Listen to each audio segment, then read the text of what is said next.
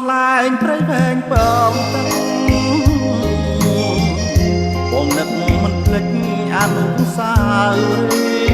យ៍ស្រមៃឃើញអូនគ្រប់តែនេះទីសូបិនញាប់ញីយល់តែភ័ក្រថ្លៃជំរុំវត្តស្លែងខ្ញុំរែងស្រណងបងស្រឡាញ់ស្មោះចំពោះរូបស្រីបងឯងសូវបានមកមើលស្រមៃឲ្យបងដោះស្រាយរបៀបយ៉ាងណាក្នុងនាមយុទ្ធជនការពារទឹកដីកំពុងជាប់ដៃតាមវាយប្រហារបាសងក្រៀមចប់តែមានវាសនាបាត់ជួបជីវ៉ាប្រលឹងស្រីបើជំរុំវត្តស្លែងកន្លែងយុទ្ធជនបងខំបែបបនឲ្យឈ្នះសត្វត្រូវ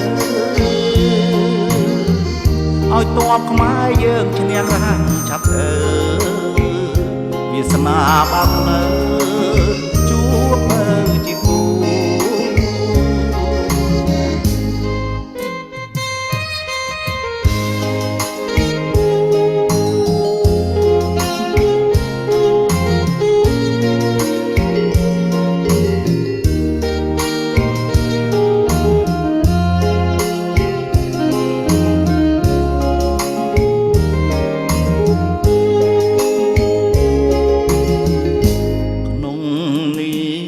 យុទ្ធជនការពារទឹកដីកំពុងជាប់ដៃតាមវាយប្រហារបាសងក្រៀមចប់ក្រែងមានវាសនាបានជួបជីវ៉ាប្រលឹងស្រីបើជំរុំវត្តស្លែងកន្លែងយុទ្ធជនបងខំបែបបត់នៅឈ្នះសត្រូវ